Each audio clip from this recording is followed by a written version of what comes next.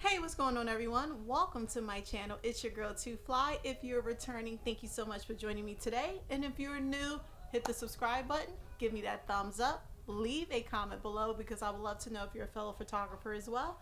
And share this across all of your social media platforms because it helps my channel grow, and that's appreciative. So this video is going to talk about the do's and don'ts when getting into photography. I started, or should I say, when I picked up the camera, I really didn't know what I wanted to do. I knew that I wanted to express myself. That was the first thing. The second thing that I wanted to do was build a body of work that would showcase my emotion at the time. It would showcase how I view things, my creativity.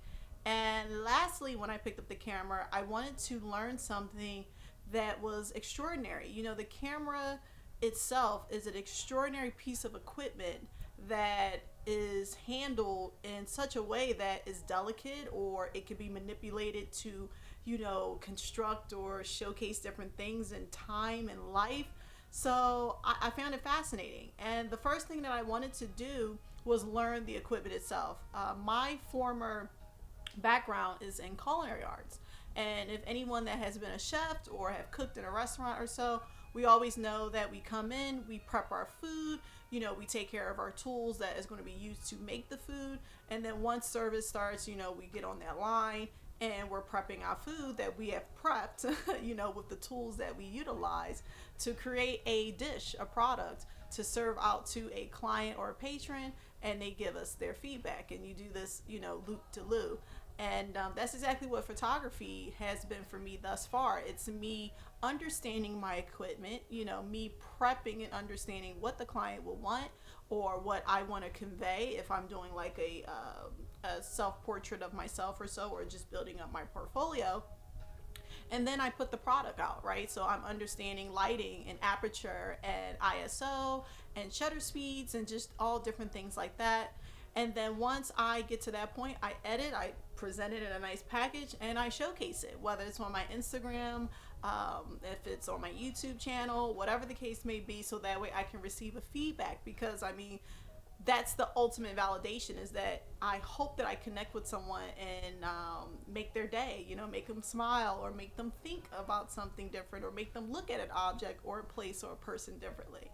I was looking at this video by Sean Tucker. He is an awesome photographer on YouTube, and he just put out a video that said, photograph what makes you happy. And at first I didn't know what to think about that, because I'm thinking, of course, Sean Tucker, like, you're the awesomest. So of course you'll say something like that, because you've went through the hurdles, right? You have went through the trials and tribulations. You know what to shoot. You are strong in, your genre of photography, or your chosen field of photography. But then as I looked into it, or should I say my insight that I got from it, was that he's right. I mean, the first thing that you want to do is shoot or take photos of things that you love. One, is going to be so gratifying. Two, you're going to feel like $1,000,000. And three, you're going to be able to repetitively build and get stronger. Like, that's the underlining thing about it is that, there's so many avenues of photography: commercial photography,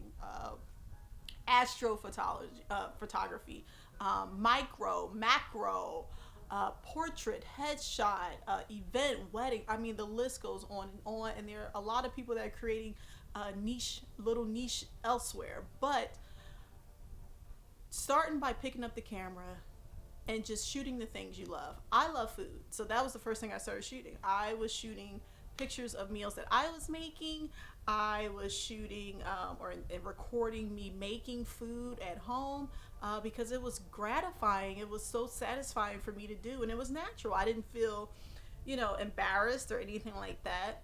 And then I started to learn the camera that I was using. I started off with a Canon M50, which I do like. I still have. I don't use it as much because I have now been, let's say, inducted into the Nikon camera, into the Nikon camera family. And I love the Nikon. It has its pros and cons.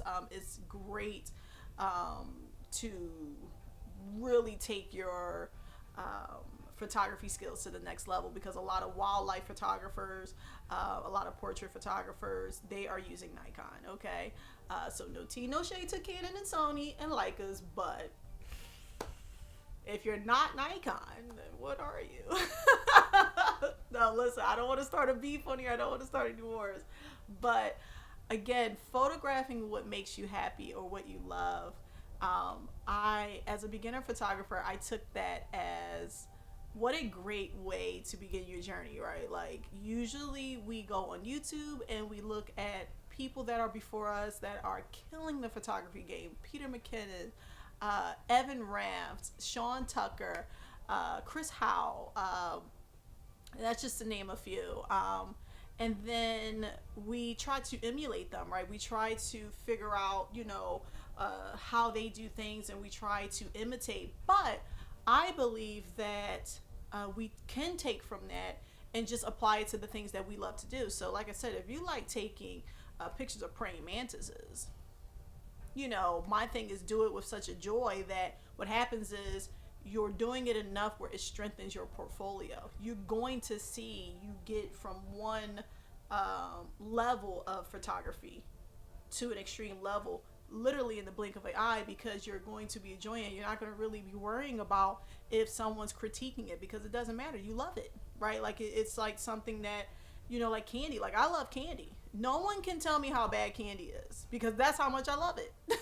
Like, there's nothing no one can say. It's a choice that I make. I choose to eat candy. I love it. I understand the dangers. I understand what it does to my body. I am fully aware, but it does not change the fact that I get instant gratification and I am so satisfied when I have a fruit roll up, okay? Photographing what makes you happy will lead you into a space where your portfolio will speak and show that no matter what you shoot, no matter what you do, no matter how you convey that story, you were in love at that point. You were happy at that point. You were definitely present at that point.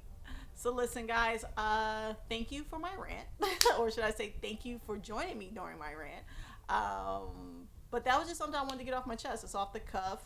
I'm going to be doing a lot of impromptu vlogs like this. And yeah, as always, listen, subscribe to my channel, like this video, share this amongst your other friends and family or fellow photographers, and definitely leave a comment below